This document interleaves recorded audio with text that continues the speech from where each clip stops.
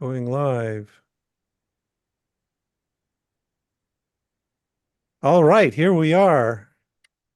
Okay, hello everyone out there. This is the Podish Sorta Cast from Freethoughtblogs, and we just got a small group here today. Maybe a few more people will pop in. We'll see.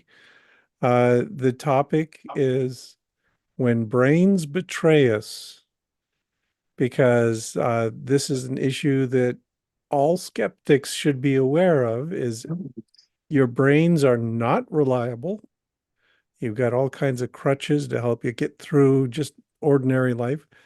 And for some of us, as we get older, they get even less reliable, and we start having all kinds of issues that are worth thinking about.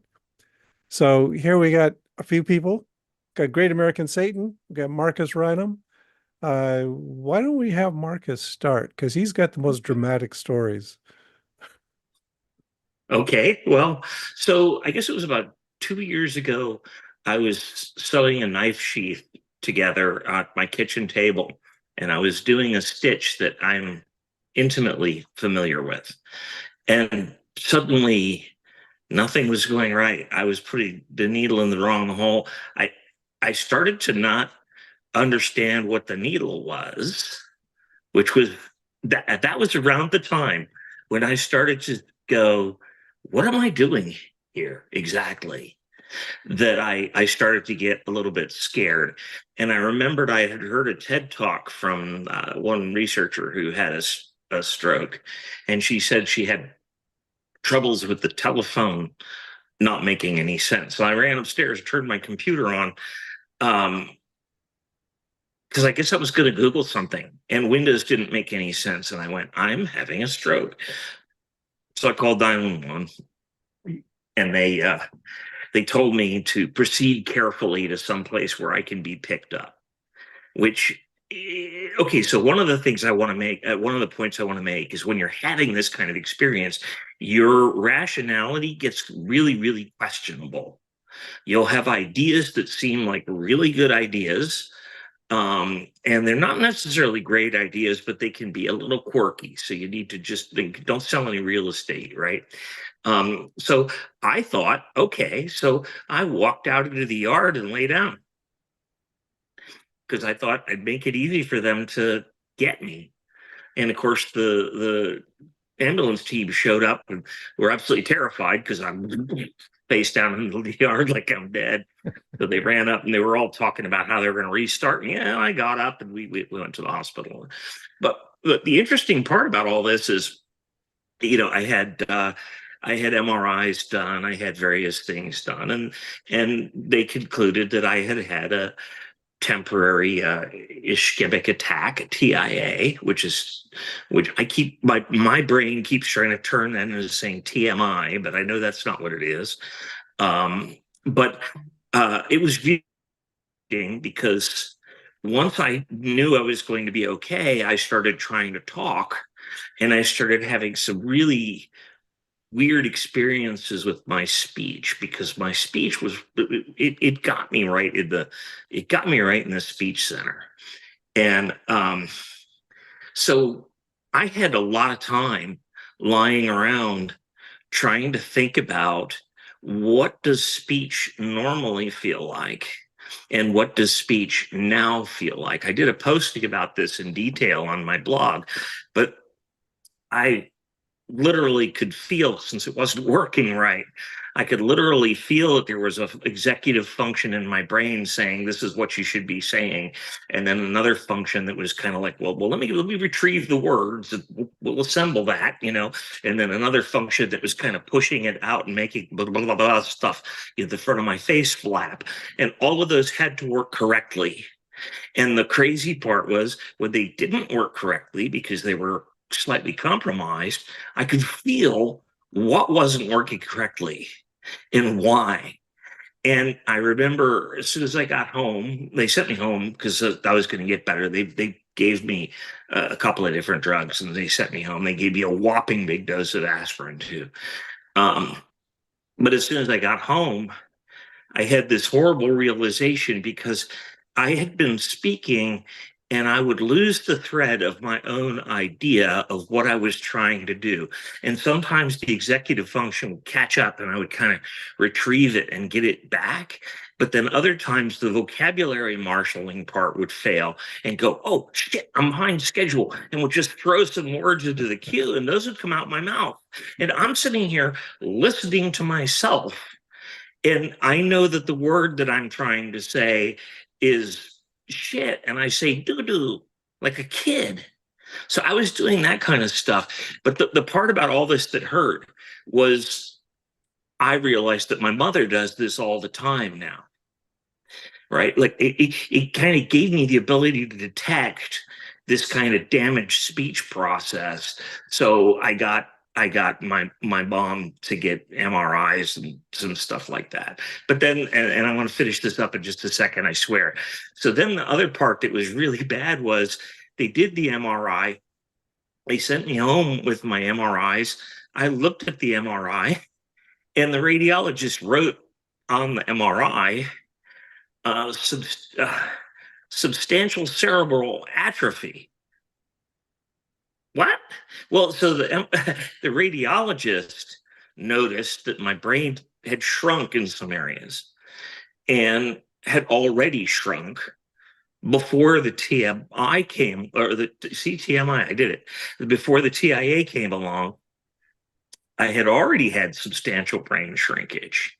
And then I went through a lengthy period in which I kind of bounced in and out of Freethoughtblogs because I was really busy thinking and trying and planning how I was going to kill myself. But I went through this period where I was trying to figure out when the damage had happened, how bad it was, whether it was likely to be progressive or not. And then I got into the medical system scheduled to meet with the neurologist, found a great neurologist. It took 9 months to meet with the neurologist, but she's great. Uh, and one of the things that came out of that is if you can afford to, get a baseline MRI when you're in your 40s, because that way, if something happens, they can come along and they can compare them and say, this area is dead and this area is not. Right. So they were able to look at mine and go, wow, you've got substantial midbrain damage. How did that happen? Have you been scuba diving and run out of air or anything like that? And the best bet we can have is that I fell down in the winter of 2020 going out to my car in an ice storm, came to partially buried in the snow. So I know I was out for a while. And then, of course, because I live all by myself at the middle of nowhere, I crawled back into the kitchen, wrapped up in several kitchen towels, and fell asleep, which is just not what you're supposed to do when you got a concussion. So I probably had a brain bleed. But so another point that comes from this is experienced neurologists can look at an MRI and tell instantly what kind of dementia you have if you have dementia. So she took one look at my MRI and said, well, you've definitely got damage in this area. And the way she said it was all of the usual things that cause progressive dementia have a signature that is as unique as Godzilla stomping around inside your brain. And I went, oh, I got that. Yeah, no, I don't have that going on. So then we started talking about, well, when did you get hit? What did it change?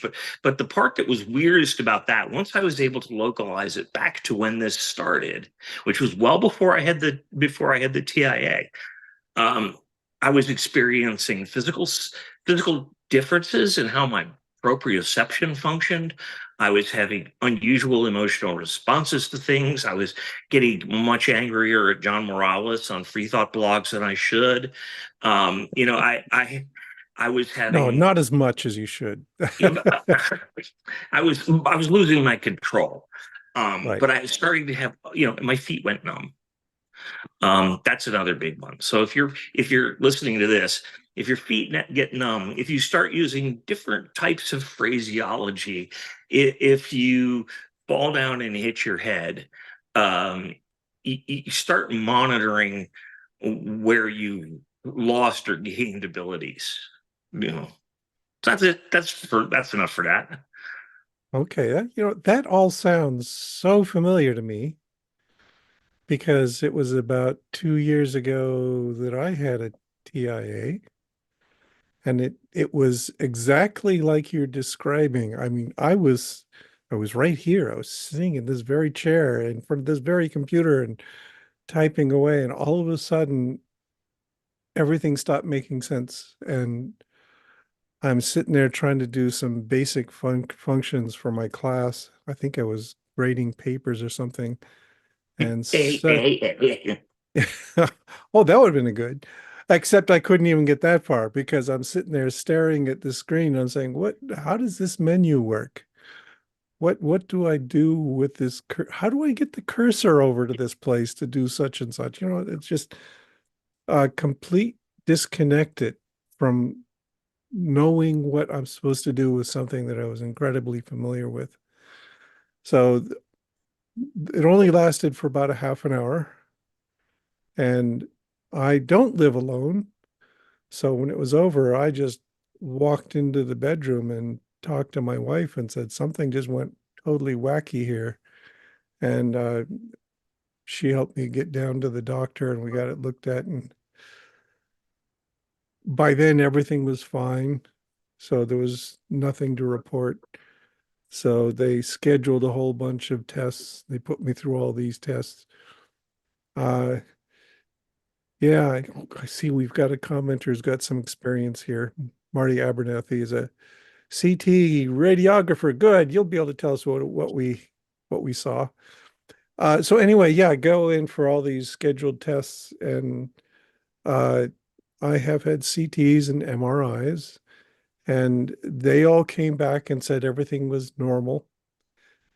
They did say that there's been some slight age-related shrinkage of the brain, which they're totally unsurprised by.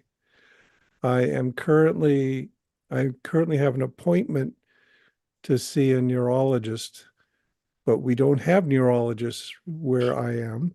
So I'm going to have to go to Fargo, and it's going to take a couple months to get it scheduled. So I don't know. That was where I was, is feeling fine. So unlike you, I bounced right back. It was a very short, brief interval that was totally baffling to me.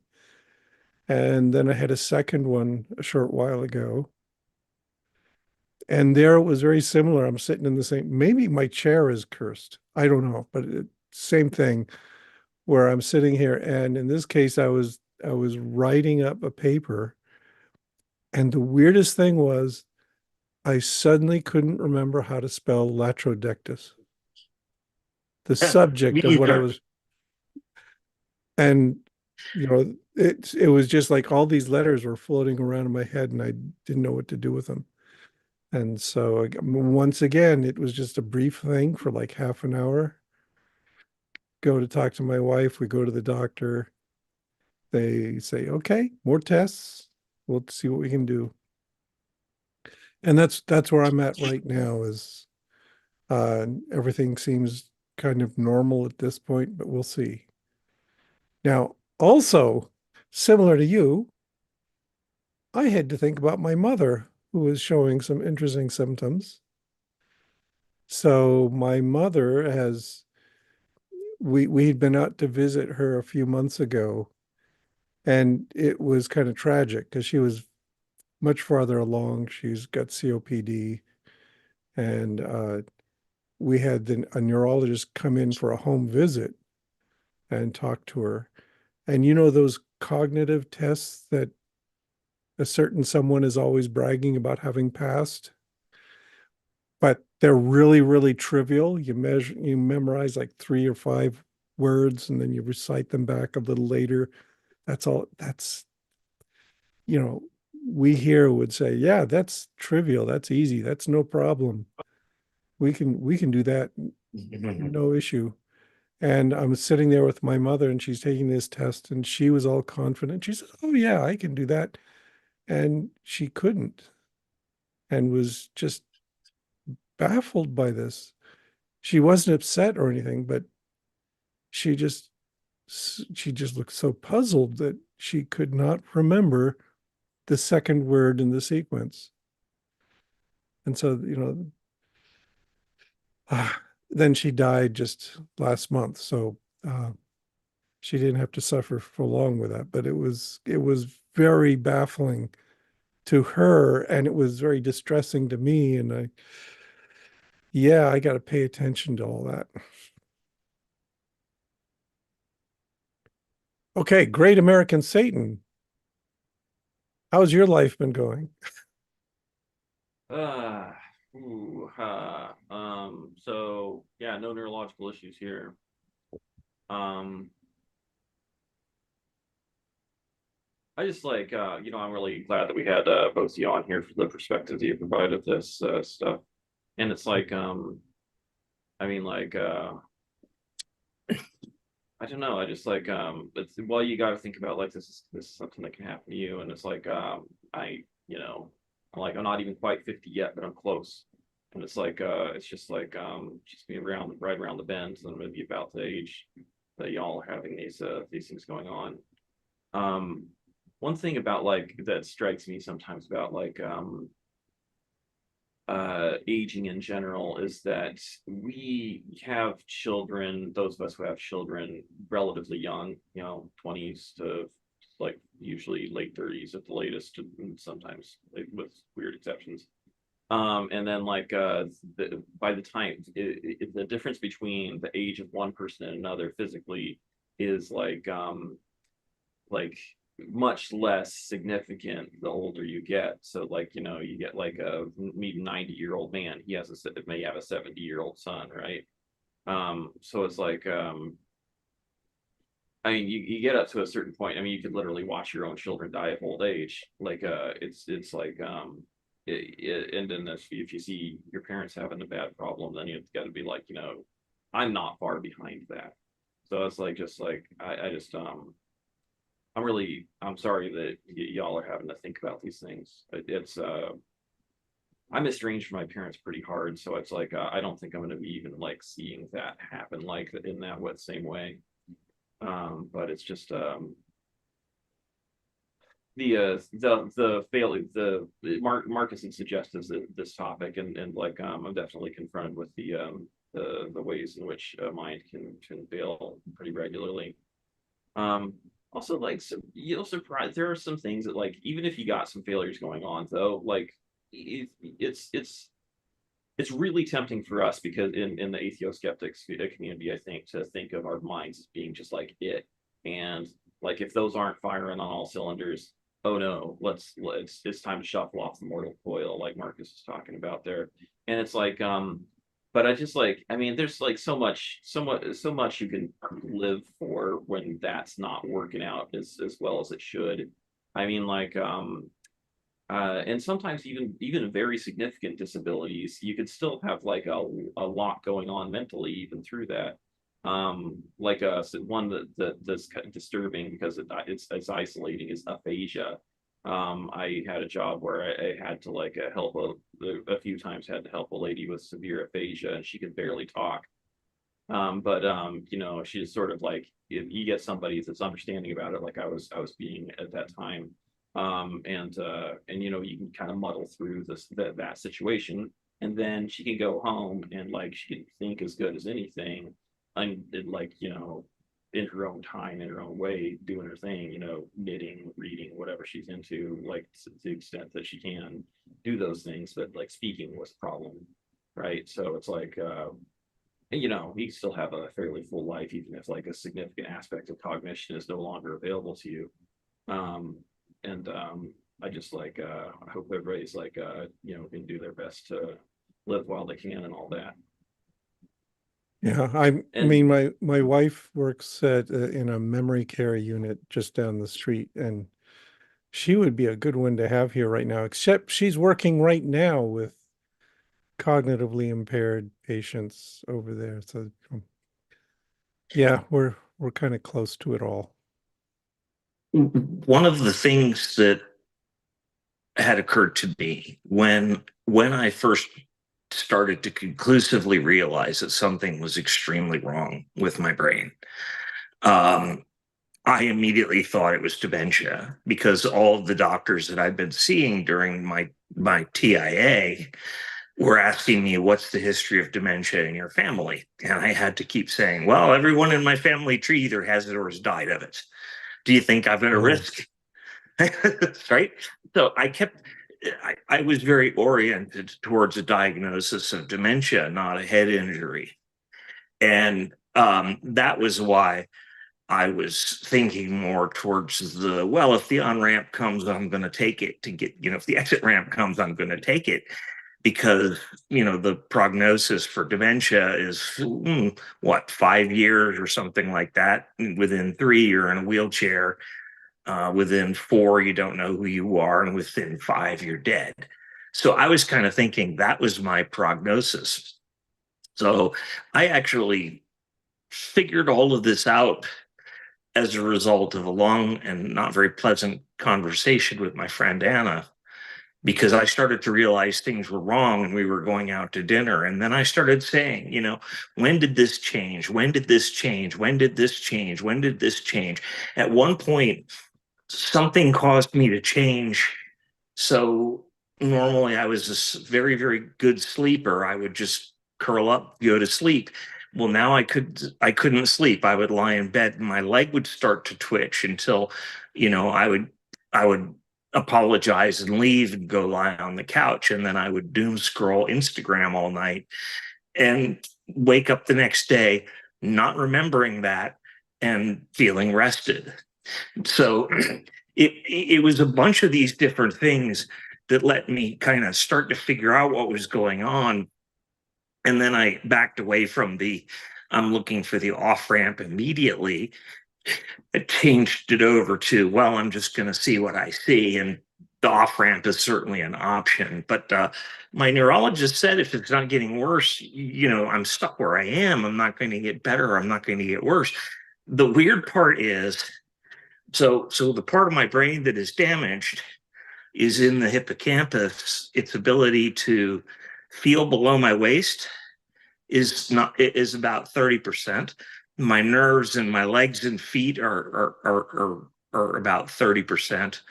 My feet always feel like I'm walking on bubble wrap, which is you might have noticed I was feeling something up out of camera. If I'm walking around, it feels like I'm walking on bubble wrap. And then I reach down with my hand and I am shocked that the bottom of my foot is smooth leather. It doesn't make any sense. And I just do that because it's just fun. I get the shock over and over again. Why? Because I don't remember. I don't remember anything. I had a very good friend over for dinner a while ago, and that went fine because I put it in the calendar. I put in the calendar 2 days before to get the groceries. Right. So everything happened because my phone kept reminding me. But the next morning I woke up, went downstairs, and there were 2 sets of dirty dishes in the sink. And that was the only way I remembered I had a guest. uh-huh. So so then what do? You text your friend and you say, well, I noticed that there were several empty bottles of wine, so we were drinking. I certainly hope I behaved myself.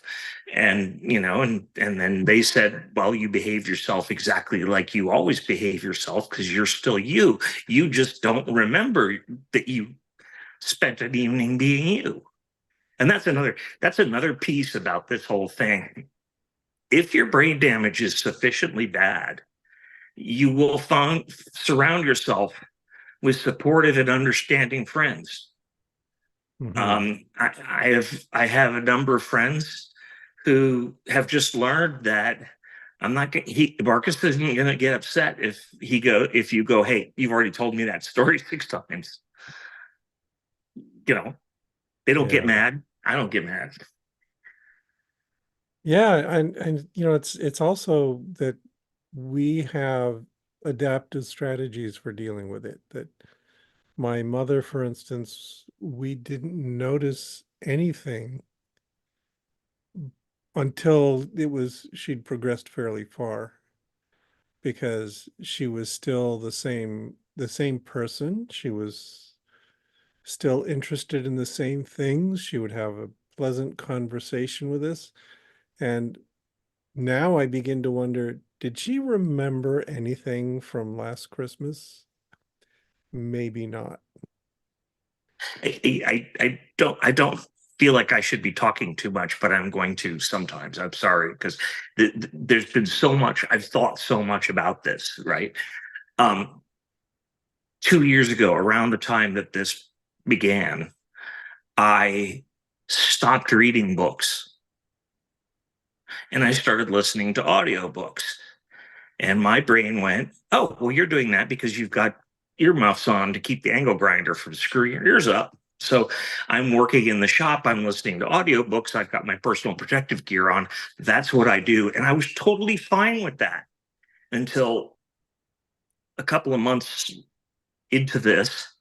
A friend of mine gave me a book. I opened it and started to read it. I read it. I got to page 5 and I realized I couldn't remember anything that was on page 1. Oh, That's how bad my memory is. You know, And it's weird. There's like there are some of these things that can happen to like within certain limits to anybody. I mean, like I've definitely had the experience when tired of like reading like 3 pages of text and then like being like I didn't really process any of that at all. mhm. Um, so it's but that sucks to have that be like the no this is it now, you know. that's my Um, baseline. That's my mhm, baseline. I can I yeah. can drink I can drink 2 glasses of wine and I won't remember anything. So Mhm. so literally, I could date myself happily for the rest of my life if I drank 2 glasses of wine and watched the same movie every night. As long as it's Okay. good. Got it. What? What would be a good movie to watch for the first time? Seven Samurai. Oh, Yeah. that's a good one. There's a Okay, new so HD print of it just came out. Anyway, so now we Right. know Marcus is a cheap date. One of the virtues of all of this. Okay. but all the stuff that you could do before, the old stuff that's burned deeply in, you probably had experiences with this with your mother. But I visited my mother the other day, and she kept asking when the train was coming. And when we were young, we traveled all over Europe by train all the time. And so, it's not that cars didn't exist then. It's just that her view of how transportation happens has just narrowed down Mhm. to the train comes. Yeah. When my mother was dying in the hospital, she kept asking for her dog, that she really loved her little dog. And we didn't have the heart to tell her that the little dog died several months ago. She she did not absorb that information at all. So yeah. Yeah, you're telling me scary things because I could not function as a professor if I couldn't read and, repeat back this kind of stuff. I was So, a technology analyst. My job was to look at complex technological configurations and find where the vulnerabilities were in them, just using my brain and logic. I can't even understand them. I couldn't even build a computer the other day. I tried to build a new gaming system. I couldn't do that. However, I can still layer a bunch of steel, forge weld it, and grind it dead straight because I learned to do that in high school. yeah, and how much of that is like muscle memory All of it. stuff? Yeah, yeah, But what happens when you have differential brain damage is you begin, not because you want to, but you begin to understand what capabilities get compromised and what capabilities don't get compromised. Very, very not good. right. Yeah, I know if I were in your position in my job, I would just have to retire on the spot. I just have to go to the chair of the department and say, sorry, I cannot do this job anymore. I no longer have the functionality. And Yeah, likewise, my job is just like extremely mentally oriented. I just yeah, there's like it'd be over for me too, and I don't have I don't have the resources to not be doing something, so probably back to Walmart for my ass. Crime is good. I, okay. I have I've thought future about career crime option. before, but it's just like I know I'd get caught. I just there's no freaking way. Not for me. I know who people could teach you. Remember just the Office Space. It's like how comes the dumbass mafia guys to be so good at crime and smart guys like us can suck so bad at it? That's me. Uh-huh. Okay, let's brighten it up a little bit because this is depressing and sad and discouraging. Uh, what can we do to stave off this horrible fate? Or what can we do just to maintain our brains in their current state? Actually, something Marcus said was suggestive of a thing to do. Um, if muscle memory is going to be like a good resource for you in the face of having like some kinds of damage, try to like get good at doing a lot of stuff while you got it. Learn Mandarin while you can. Yes. Okay, if that's what you want to do.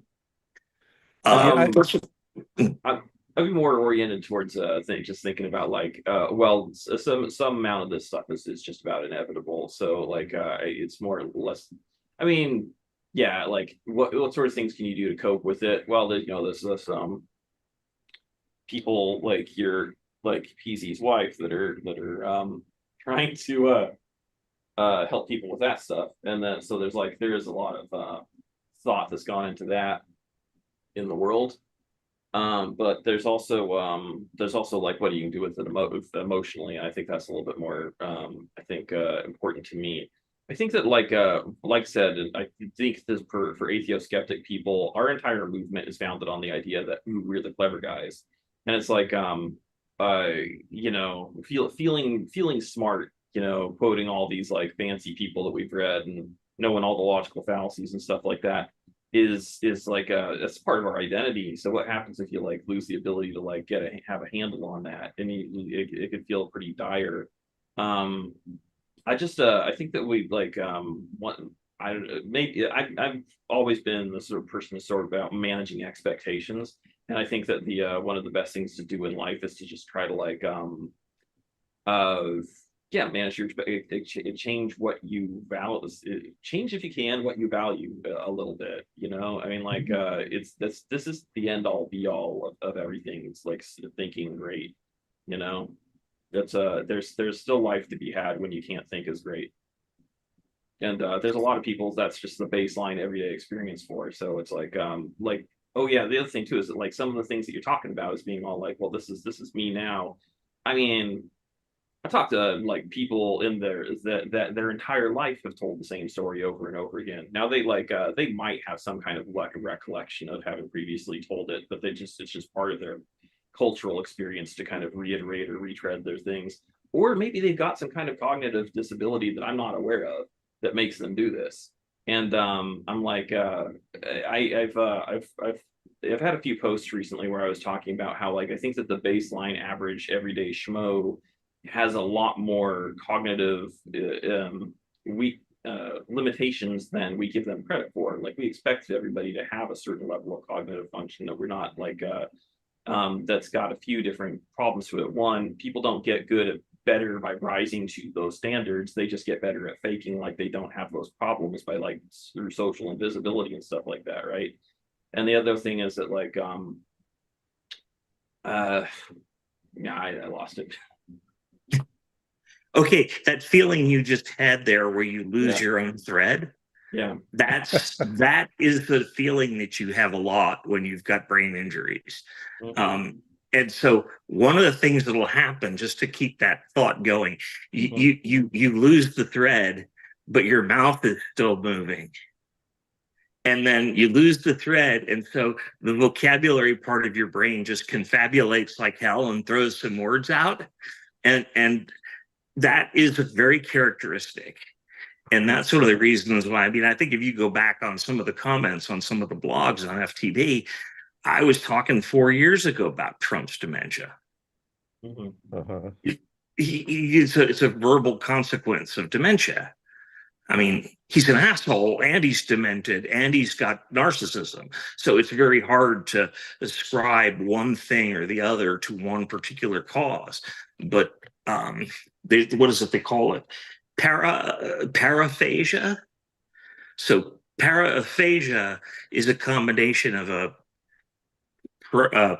paraphilia and a no.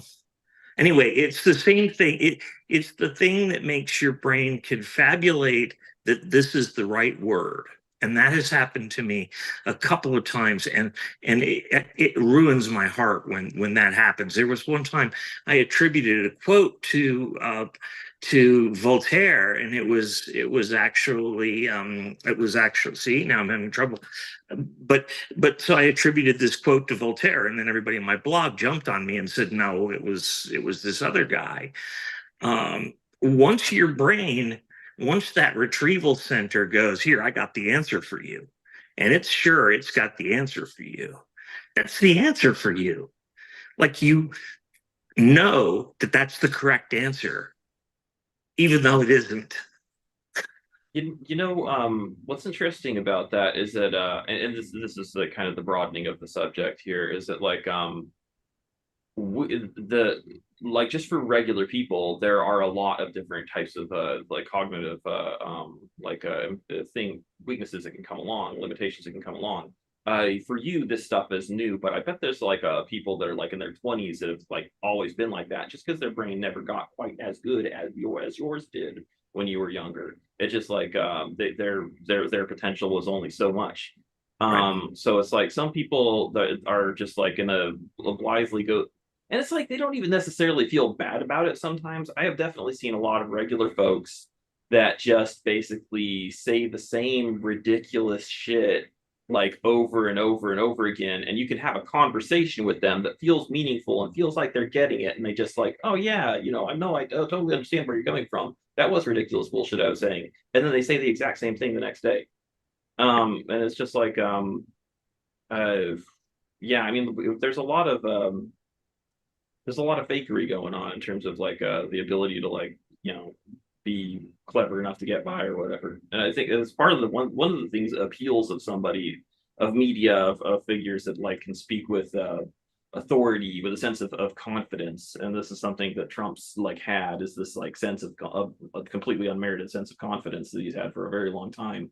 So he can just like he just absolutely believe whatever thing he's saying in the given moment, and then like baloney's always green or whatever, and then like people be like, wow, yeah, maybe baloney is green.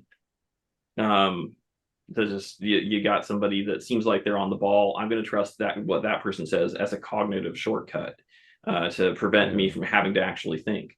Some amount of it is willful too. I mean, I consciously noticed the time in my 20s when I decided that I don't need to remember everybody's name. It's like before that, I was really good at remembering people's names. And then I was working at a fast food place, and there was a rotating cast of characters. It's like, oh, this is like Martin Featherstone, and this is like Jennifer like Lamaze or whatever. And then it's like they then like these people just have this job for like 3 months and then they're gone, and I'm still there, and I'm just like, oh, I don't need to remember everybody's names. Why was I doing that in the first place? And then it just stopped. I couldn't even do it anymore unless I like have an idea that I'm going to need this information. My mind doesn't even like let me do it and let me hold on to it. So it's like, but what if I was like just a little bit lazier? What if I was one of those kids in high school that was just all like, oh, being stupid, and like, just thinking sucks, like to hell with ever having to think. And then you just like go through eventually that's when you had a choice, and then you don't have a choice anymore, and you blew it. It's not coming back. I think most of us who are atheist skeptics have what I've always called is a bullshit filter. And the bullshit filter hears everything that comes in and just flags anything that it thinks is is potentially bullshit. And then those of us who do a lot of public speaking, which I used to do a lot of public speaking, I know PZ does a lot of public speaking, whatever, but then the bullshit filter also becomes a self-referential thing. So I don't know about you, but I would be telling a room full of people who are trying to learn something from me, here's how you do this and here's how you do this. And the bullshit filter is constantly going, is that right? Is that right? Got that right? Did you forget any of the parts? Should you use a wing nut or should you use a rivet? All of these things are going on in your head while you're talking. And again, in my case, that seems to be fine. It doesn't seem to be compromised. Donald Trump maybe never had a bullshit filter. Yeah. And another way I kind of think about it is that we often assume that what's going to happen in these deficits is that you're going to stop being able to do something. But I think also an underappreciated effect is losing our brakes. So we've got things that we can still do, and we keep going, like you mentioned when you're talking, and then with normally what we'd be able to do is say, oh, I don't know what to say here, and I'll stop and let somebody else speak. But maybe if you've got one of these deficits, what happens instead? That's a big thing with in neuroscience in general, is that there's limiters that we have, Yeah, and if we like lose our limits, then you have Tourette syndrome at the right. that's a one Yes, one there's all case. kinds of essential inhibition going on. And if dementia starts knocking that out, you get surprising effects. This is one Well, of the that's things. to This is get probably angry. my Yeah. biggest fear, is that when I start losing control, the ability to moderate my behavior, is that I like behave in sexually inappropriate ways. I'm really worried that I'm going to be at the old folks home, like acting like Louis C.K. I really don't want that to happen. Dude, just start behaving in sexually inappropriate ways now, and then nobody will be able to tell the Oh, difference. Oh, yeah, you yeah. just sail right on through. Right. Make Yeah. sure it's consensual. Just acquire consent, and then when your brain starts to go, you'll know that you need to acquire Yeah, consent, and you'll be fine. except that consent thing, that's the break that you start to lose. So you don't. Well, when I was in the hospital with my TIA, when I was still in that whole completely fuddled state, I found myself being incredibly open and emotional with a whole bunch of different stuff. Like I completely fell in love with the respectful gentleness of the guy in the back of the ambulance who, patted me on the forehead, said, look, everybody who winds up in an ambulance is scared. It's okay. And then I was just like, oh man, I love you. Thank you. It's just not normally how I would respond to a strange male, even in that kind of situation. I would not expect that. So some little part of me was going, wow, you're being a bit of a drama queen here. And then there was another part of me going, no, this is completely real, because it was. You can have Uh-huh. two totally opposed ideas simultaneously. Yeah, unfortunately with the TIAs I had, I did have an emotional response, but it was raw fury, just totally angry about why can't I do this? What's going on here? And just it's a good thing it was short-lived because it was not a happy time. I've heard of a few famous people dying of what they called apoplexy. Was It, in the case of this Uh-huh. one person saying it was like essentially she got so mad she just died, and I was like, which sounds like oh, that's understandable, big mood or whatever, right? But I wonder, like, maybe it was like actually just being frustrated with another thing that was going on, and that like expressing his anger, right? Right. Yeah. my grandfather was a luthier, and he had a little handmade tool that he used to put the purfling in the top decks of violins. And I was there watching when he lost control of that and cut a slot completely down the side and out the bottom of a violin. And that was when I knew something was wrong with Grandpa, because Yeah. he'd been doing that since the Depression. And when he figured it out, he he was so angry, I thought he was going to die of a stroke on the spot. And he never he never looked at or touched violins again. It just became a subject of intense pain to him.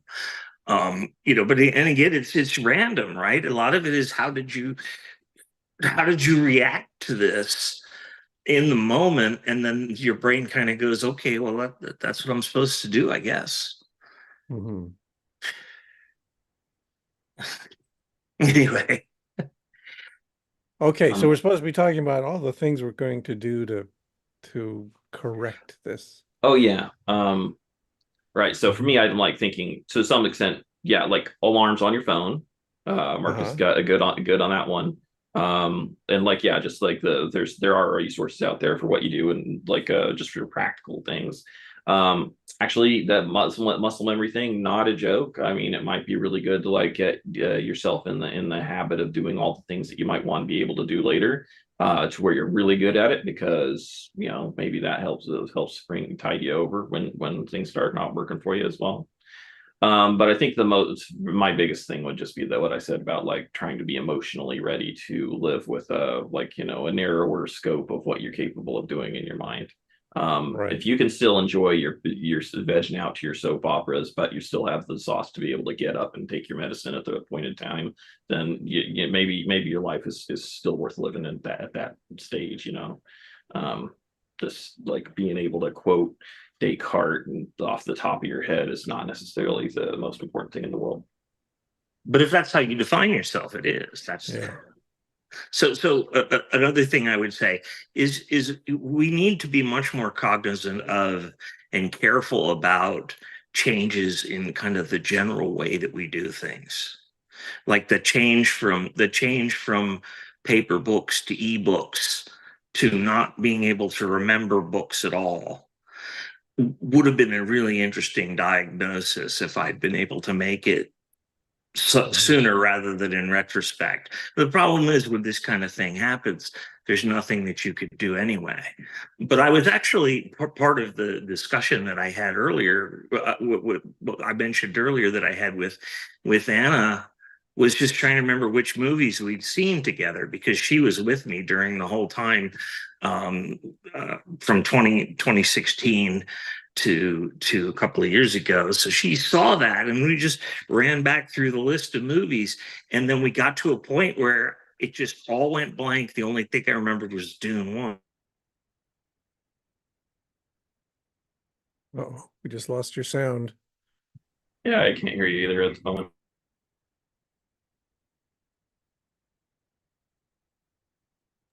Something Yeah, broke. it was like Dune 1 is the last thing we heard, I think. Is that working?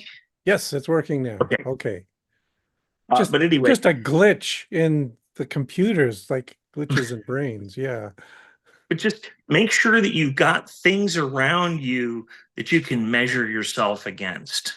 Mm-hmm. That stupid man, woman, cat television test.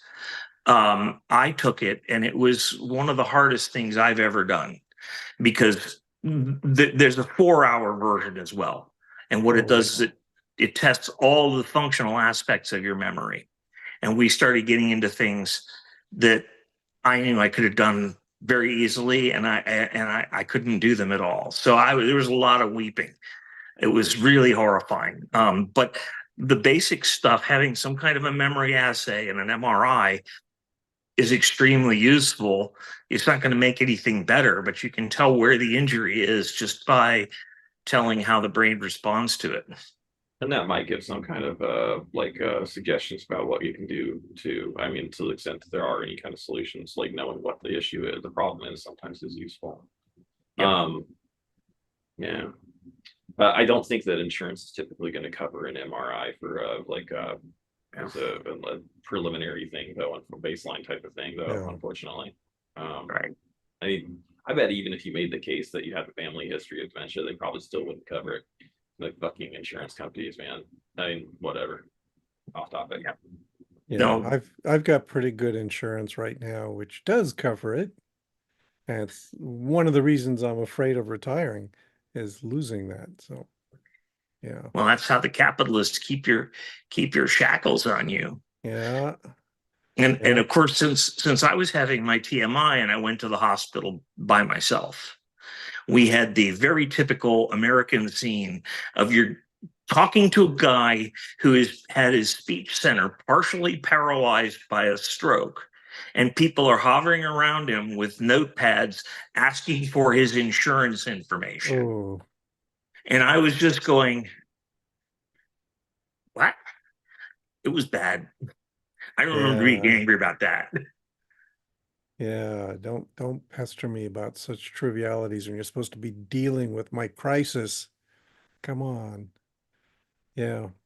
Something I was originally thinking of including in this discussion, and I don't know whether we got time for it, is just the just that what the ramifications are for like atheo skeptic people that are like, you know, uh well, I mean, that think of themselves as being very smart. It's like, you know, well, particularly like thinking that their brain can be relied on, like just going through the day-to-day life being all like, I've always identified as a smart person, therefore I'm a smart person no matter what I say or do or think. Right. And it's like, I think that there's a lot of overconfidence out there, which is particularly on Yeah. display with like the Evo psych crowd.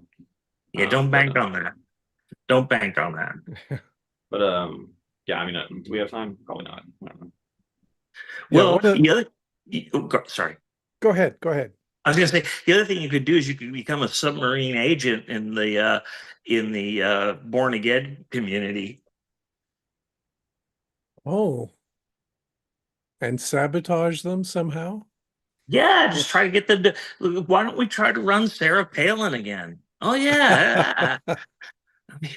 I'm a registered Republican, not to get too political here, but living in Pennsylvania, I'm a registered Republican because at least they ask me who I think should be the Republican nominee, and I always suggest the least competent, which. Oh, you're the worm in the apple there. Very and they're good. and they're less likely to suppress my vote too because they see me as a white male retired Republican. They're not going to suppress me off the Uh-huh. rolls. Okay. That works. I'm So one of some of the things that I've been doing, actually, I got to credit my wife for this. You know, is right after my first TIA, she comes up with all these bright ideas, and suddenly she's saying, "Oh, we should play Scrabble together every night." And she just got a big jigsaw puzzle and says, "Hey, we should start putting this together and playing these brain games and all these sorts of things." So I don't know if it's going to help, if it's going to be preventing anything, but what it means is that I got the baseline you were talking about, because you know, if it gets to the point where I can't beat her at Scrabble anymore, or I can't put together this jigsaw puzzle, or I still set aside an hour every night just to read. If I stop doing that, uh, then we know that there's a problem, and we got to get looked at more carefully. but your brain will lie very cleverly to you. So Uh-huh. it's not going to be an on-off thing. It's going to be a change, and then you have to analyze that change. So if you read for an hour every night and then you suddenly switch to audiobooks, it doesn't really signify anything except suddenly you're napping to audiobooks. Uh, Uh-huh. that signifies something. And actually, I just have to tell. Can I tell one more thing? Sure. Oh yeah. This isn't depressing. It's really fascinating to me anyway. But it's in my head, right? But so one of the things that happens when your memory is toast is you become a perfect Buddhist. You live within the moment because I have no past. I have a distant past, but I don't know what I did Monday. I have no future because I have no plan that I can keep in mind for tomorrow.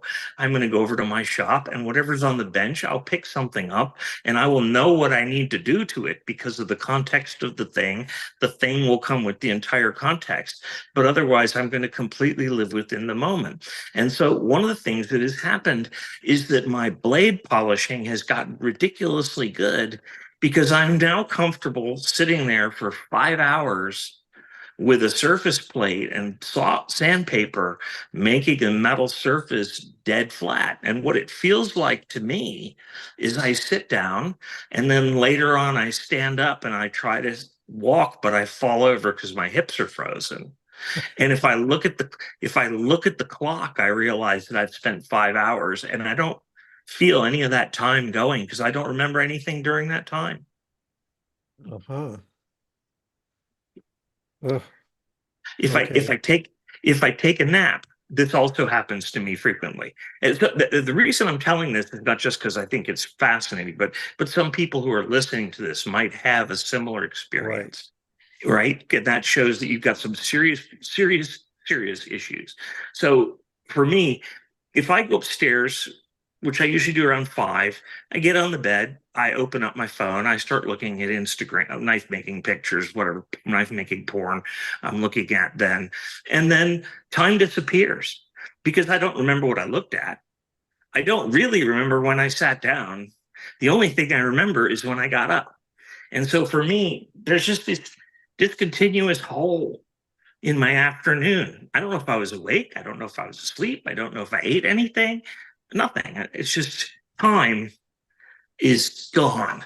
If you start having experiences where you're having trouble staying awake, like Sleepy Joe Biden, and time starts editing itself, and it didn't used to do that, you almost certainly have a cognitive problem.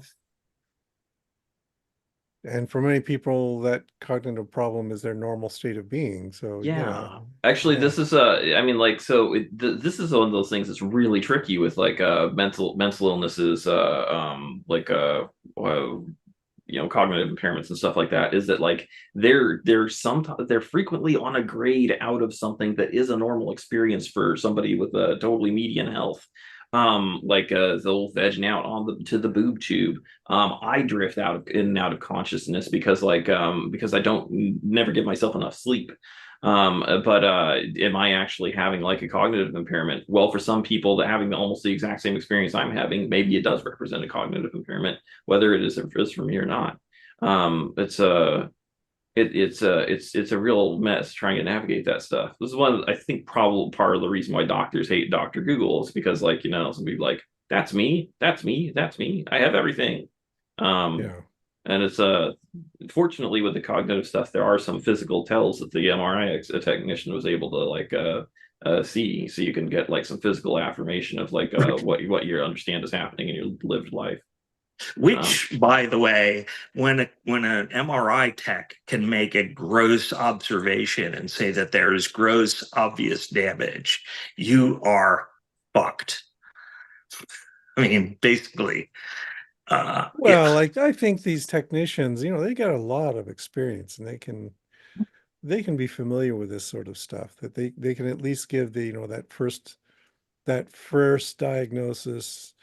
And you know, doctors do rely on that kind of thing to get started on a project.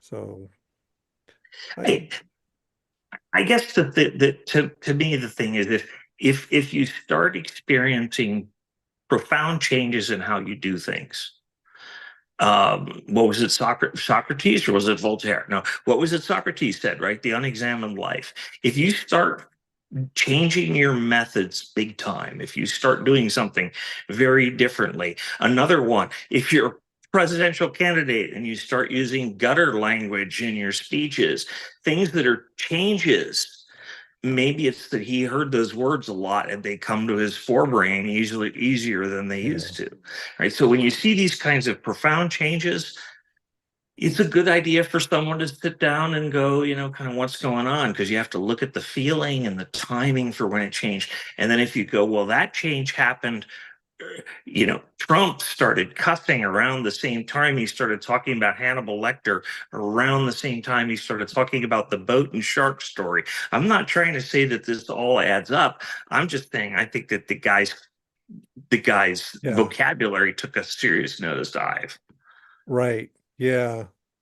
Yeah, there's a bunch of diagnostic things that have happened in his speeches in the last few years.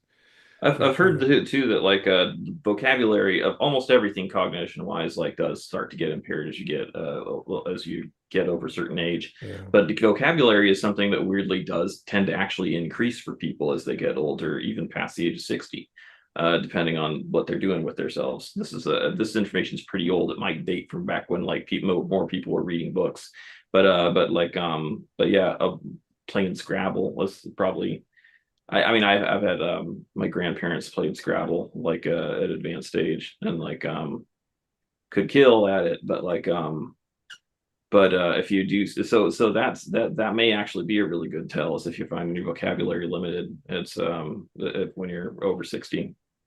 Yeah. I gave my dad a whole stack of vintage movies in a player. So now he's watching, High Noon and Julius Caesar and all this old stuff from around the time, things he saw at the theatrical release. And he remembers those all very brightly and clearly. And then during the COVID pandemic, because I managed to put the fear of God in them when I realized we were getting a new coronavirus outbreak. So I actually had my parents go into lockdown before everybody else did. They put themselves into lockdown, which is great. They survived. A lot of their friends did Oh, not. yeah. They're in their 90s, right?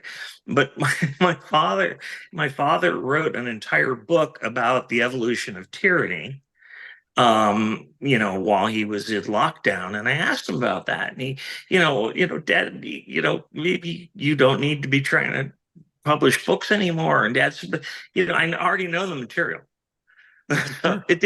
It didn't affect him. The fact that he probably doesn't know what he did Monday either, right? It was just, we're now the weird family. My dad and I always say, well, what did we do Monday? I don't really know, right?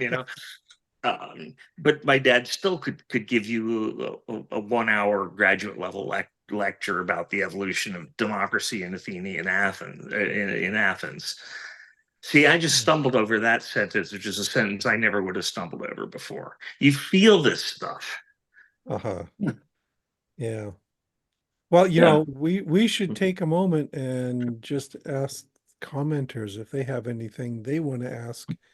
I see we got a few comments piling up here.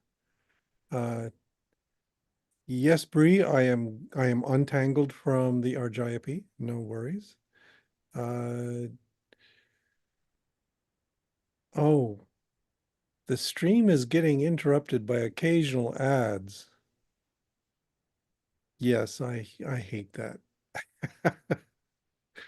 Yeah. Uh, Okay, so this might not be good when it's live, but if you like watch it with uBlock Origin on, like I don't know, maybe you could just do that right now, like Mozilla Firefox uBlock Origin, some of the kind of whatever YouTube ad killing stuff. yeah, You got to have the right set for it. It doesn't they don't all work because right. Google's like basically at a war with the people that do that technology. But yeah, I wonder what it's gonna look like for me when I watch it later. I think if you post the whole stream later, the ads will randomly insert themselves in different places in the stream if somebody watches them. Uh-huh. Still, it's ugly.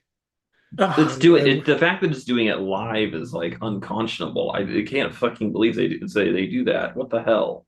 They did it during the presidential debate when I was yeah, watching it, which was fine Oh, because do you remember the content claim thing where they had uh the Metallica or somebody was like that was doing a live stream of some new album and then they replaced the music with um copyright free music, so it was like just some little Oompa band or whatever while those guys are like yeah. Yeah, one of the things I have just recently started doing, and I should have done it before, is my videos, I have been uploading them to my Patreon where they don't get interrupted by ads, but you got to chunk out $1 a month to be on there. So, I don't know. It's one way to get around it. I suppose I could also just upload them to Patreon, then make that particular post freely available to everyone. you do that. Yeah. Until Patreon changes its terms of service. Right. You could Yes. upload them to Freethoughtblogs. Just And change the. shitify the world, baby. I don't, can I don't know if I can Yeah, upload. we don't have a player on FTB, but it's easy to find a player. I just tried to Oh, upload an animated GIF and it didn't work. Maybe I don't know what I'm doing, but we yeah, have that built-in limitation though. Yeah, You can only upload files of a certain size. easy to But fix. yeah. Okay, we are coming up with ideas for undermining the revenue stream that keeps Free Thought Blogs afloat. That's okay. Yeah. Okay, let's not do that. Yeah. Let's see, we got a question here. Is adult coloring helpful? Oh, that's an interesting idea. there was this Nintendo when the DS came out. They came up with these like this brain age game that had all these little things you could do. Like there was a Sudoku mini game and whatever that was supposed to like oh you did get good at this. And it could be like you're rolling back the time the clock. Anyway, like some further science on that apparently is casting some doubt on the ability of those types of things to keep you going. But I Right. do think that there's something to the idea of like staying mentally active. It's got to be something that actually is challenging, though. I think if you're doing something that you're just getting really used to, and like even Scrabble, I think that you could just like, oh, I've just memorized all the ridiculous words like CWM, and I'm like, it's like I know how to aim for triple word scores. Like you could get really good at that while still like code is falling down in almost every other aspect of your life, I'd imagine. Yeah. Um, oh, You Yeah, you my can also sorry, go ahead. You can also find tasks that you're very comfortable with that are actually tasks that you're comfortable with because they appeal to your old memories. Mom reorganized all of the family photo albums, of course, because she remembered all of the family photos because she took them. And she had no trouble doing that at all. So you have to be careful. I mean, we actually used to play Scrabble a lot when we were kids. So maybe playing Scrabble is not triggering new memories, it's triggering old memories. And then the other part of all this that gets weird is my neurologist recently put me on duloxetine, aka Cymbalta, which is a very mild stimulant and mild antidepressant.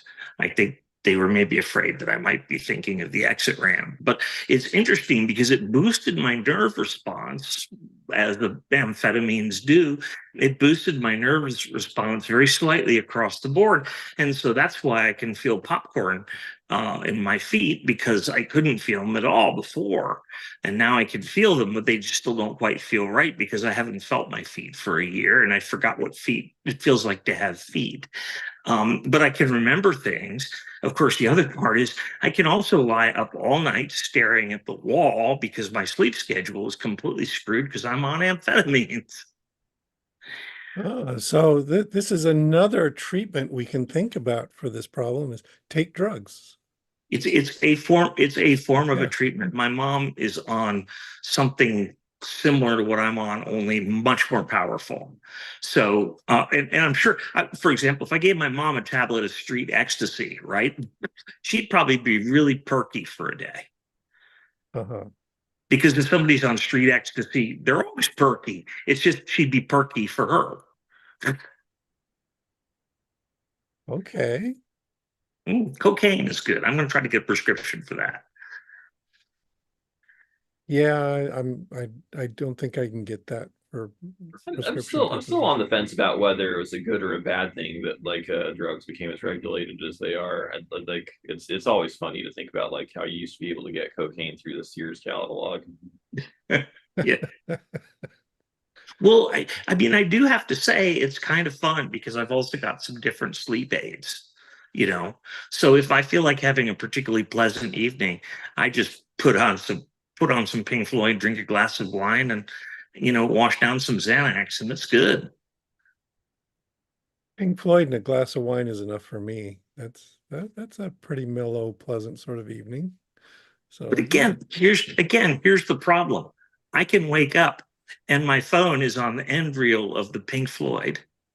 There's an empty bottle or glass of wine, and my pill count is down That's the only way I know what I did last night. Oh, well, the other part of my solution is I live with somebody. So I've got somebody who's constantly monitoring me.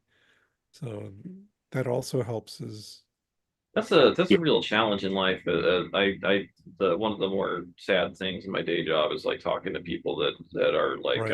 I'm like, well, yeah, have anybody that you trust that can help you with this thing? And they're just like, nope, no, and absolutely nobody in their life that they can trust. Sometimes because of paranoia, but more often just because they just ran out of people. Yeah. Sometimes it's because of being just a prickly person. Sometimes it's because of being very independent, like Marcus over here. Um, uh, I don't know. Yeah, yeah. You're like you're your own guy, and it's like I don't know you personally, but I get the impression that like your isolation is more a function of just being like you I'm should never really. unpleasant to be I'm unpleasant to be around, and I isolate myself for your good. You know, yeah, I just or yeah. So like then you end up with situations where it's just being true to yourself. You ended up being solamente. It's Yeah. hard when you're a cannibal. Yeah, you run out of people for another reason. You Yeah. run out of people in the pantry. Yeah. I keep trying to hire. My mother's solution was to have 6 kids. And so at least in her old age, two of them, her two daughters, stuck with her and took care of her in those final years. So I'm So pushing 50, but there's still time. I could do it. I could do it. yeah. I'll be making a bunch of Actually, mutants with my old degenerate whatever's left over there. actually, here's another positive thing we should probably throw out. If you're over 40, they're going to start telling you that you should get colonoscopies, and they are right. I have lost three Yes. friends. I have lost three friends to that. If you don't like the idea of getting colonoscopies, get a colonoscopy every 10 years and do the fecal test, blood test, which is $29. You get some poop on a spoon and mail it in, and they'll tell you if you have intestinal bleeding. Everyone should do that. I was actually one of the prototype subjects for that. And then another thing is when you go over 50, please, I'm not just doing this to be dark. Make sure your will is in order. Make sure that you've got Yeah. enough insurance money to cover getting rid of your body. Make sure that someone has a specification for how you want your body gotten rid of. And then kind of what you want to do with your stuff. I've had a couple of people close to me and in my family who died unexpectedly. So then you get the situation that you've got, oh, auntie has died and you've got a dog and you've got a house and you've got all these ongoing projects, and now what do you do? you know Yeah. but No, you're reminding me that one of the things we concluded after my mother's death is that my wife and I had better go get our will written up. And it's on our list of things to get done sometime really soon. So yeah, maybe that's maybe I will try to do a post called "How to Die the Marcus Way," because when I thought that I was going to be dying, I actually figured all of this out. Um, and here's one of the best things that you can do for the people who are going to survive you: find a good accountant, any good uh, accountant, and say, would you be willing to be my executor for your regular rates? Right? You take it out of my estate. You be the executor, and I will give you broad outlines for what I want to have done with my stuff. And then your family doesn't have this problem where they've suddenly got 6 truckloads of Marcus's stuff, and they're going through and going, oh my God, look, it's Uncle Marcus's landmine collection. What do we do with that? I have stuff that will kill people in my possession, and my accountant has a list of all of that, and the fire department has a list of all of that, and all this kind of stuff. But when you start thinking about that, um, it's not very difficult. You can get a professional to just kind of send me yeah. the bill, right? Right. Yeah. My parents decided that I would be the executor for their will back in 1984. And they never changed their will afterwards. And now I'm kind of facing the dilemmas involved there. Like, for instance, they said, oh, we just split it up equally among all 6 kids. But they didn't consider the possibility that two of their kids would predecease them. So we're kind of juggling all this stuff around right now, and it's not fun.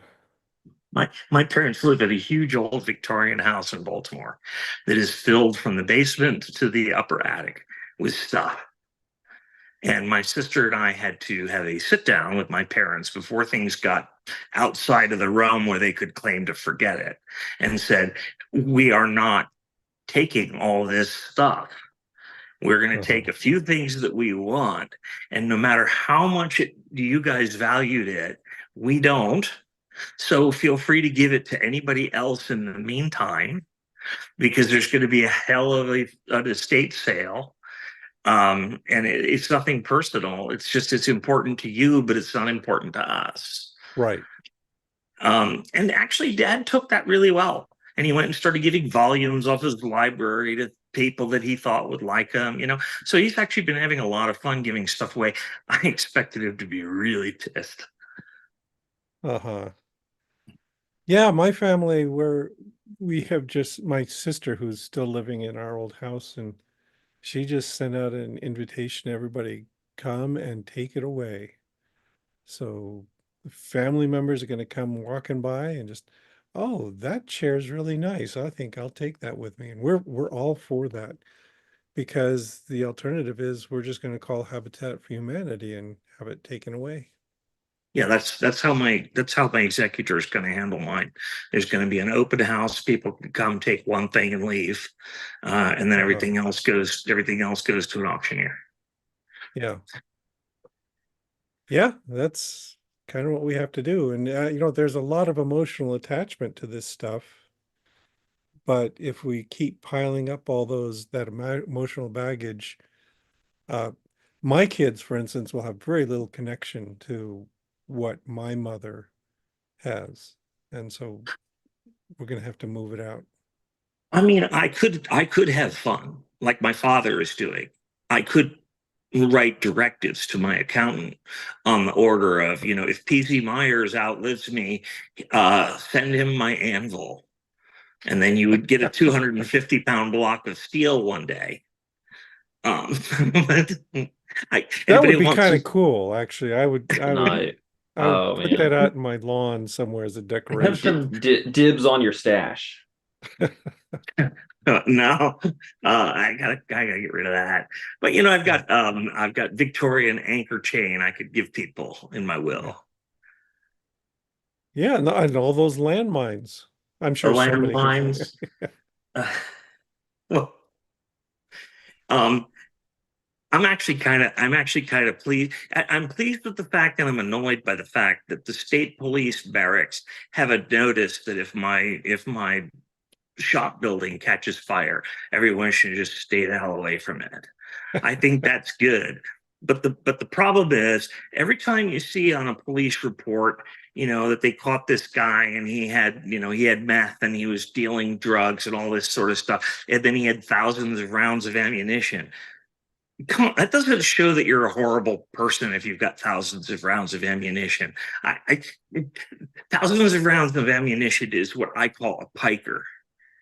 I mean, that's nothing. That's just a good weekend.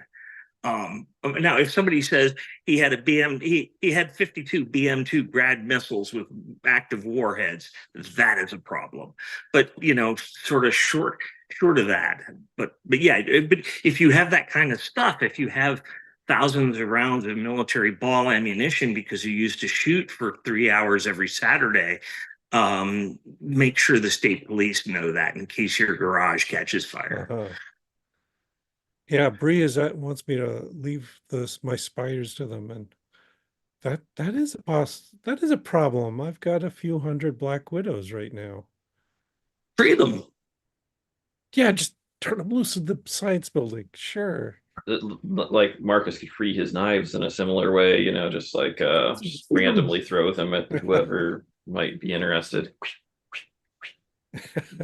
There was I don't think it was Richard Francis Burton, but it was a famous Victorian explorer who specified at his funeral that they should build a chest of his of his secret papers and stuff like that, which was filled with fireworks. Uh-huh. I have no secret papers. I'm yeah, that Oh, one. I am becoming more conscious of mortality. I had a cancer diagnosis a couple of years ago, and which was fortunately stage one, didn't even need radiation for it. But like, I so my coming to grips with that is my boyfriend of close to 20 years now is we're gonna get married this October just for those legal protections. Congratulations. Yeah. Yeah, hopefully we can like manage to make it that not completely unromantic occasion. That's going to be the biggest challenge, and it's like it is pretty emotionally fraught. So, I mean, it's like I initiated this for unromantic reasons, but it's like in Yeah. part, I mean, it is romantic to want somebody to be well after you're gone, but like it's like it's just it's not the same. You know what I mean? Mhm. No, it's always romantic. You just aren't, you're just in denial. Just stop being in denial. Yeah. If you've been with this guy for 20 years, it's fucking romantic, bro. And it's about time. Yeah, we just outvoted you. Yeah. It's settled. But yeah, Well, one thing we're gonna do it right, I think. one thing I do tell young people to do is if as soon as you're conscious being able to do it, start yourself a memory drawer or memory chest. And that's actually a really good thing when you have brain injury because you can go through that and see if you remember any of this stuff. I have stuff like my puppy's chew toys are in there. The first bra I ever unhooked is in there. There's all tickets to Fleetwood Mac's Rumors tour are in there. There's all of these touch points of my life, and every time something happens, then I go. In fact, my wrist thing from the hospital from when I had my TIA is in there. My MRIs are in there. It's just a drawer, and when something important or interesting happens, I'll put it in there. Yeah. Yeah. One of the things I inherited from my mother is I have a collection of 8 millimeter film that my grandfather started taking in late 1950s and passed on to my father, who also took a bunch of recordings of that. So I'm having that converted right now. And so on my YouTube channel, I will probably dump a whole bunch of very old, completely out of touch videos of, I'd love to see it. That's yeah. going to be super. That's super valuable. There's a historian my father used to hang out with, who teaches an entire class based on a certain wet plate photograph of downtown San Francisco.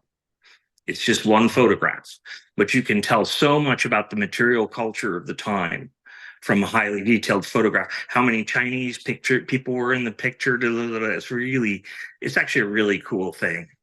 Yeah, that's kind of how I felt about it. Is it might be of Time machine. some interest to some people because it really is this video snapshot of the 1960s through the late 1970s.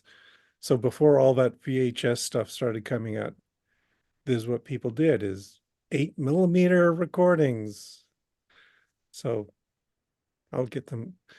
I'm spending a few $100 getting them converted, and they should be sent back to me any day now. So that'll be fun. I just thought 8 millimeter. I remember when 8 millimeter was how you bought porn.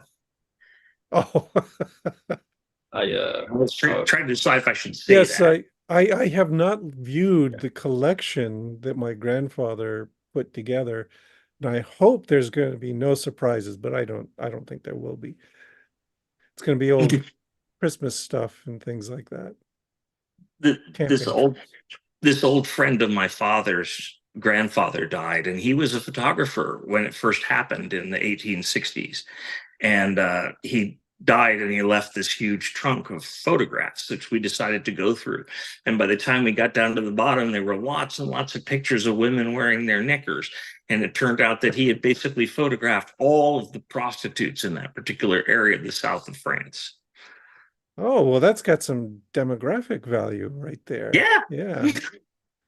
Yeah, you never know it'll be important in the future. So, Never know. yeah. Well, we have been at this for an hour and a half, and we usually try to limit it to an hour. We've been naughty in that sense. So I think we should wind this up right here. Does anybody have anything they want to say at the end? Um, yeah, it's I think the being the person that hasn't had the experience of a TIA in this little group here at the moment, it's just it could be very frightening to think about the possibility of losing your ability to any kind of cognitive function, even in a temporary way, let alone permanently. So like, how do you deal with that emotionally? I think well, yeah, I mean, like Marcus got the kind of was the Stoics constellation in mind. But I like to think that we can all find a way to get by with whatever happens. Good luck Mhm. to everybody. Tell everybody you love that you love them before it's too late. Good idea. Like a Yeah. power metal ballad. And Oh, I'll just mention that we got a late comment here, JM667, who's talking about adult onset epilepsy. So these are things that hit everybody, and everybody's different, and there's all kinds of different phenomena that go on. And yeah, I think things like telling people you love that you love them is a good general purpose sort of thing you can do right now. adult onset epilepsy. Yeah, ooh, Ugh. scary. So just losing your memory, that's bad enough, but having epileptic seizures late in life is going to be really terrifying. Yeah. Okay, with that, I think we will end it here. Thanks to everybody for stopping by. We have these little get-togethers once a month, so check back second Saturday of next month, and we'll talk about something completely different. And yes, you are free to give us suggestions on what you'd like us to talk about, and we'll try to pay attention to that. What was that? I Okay, Stag so long, reels. everybody. Wow. We're going to end this now. Thanks for stopping by.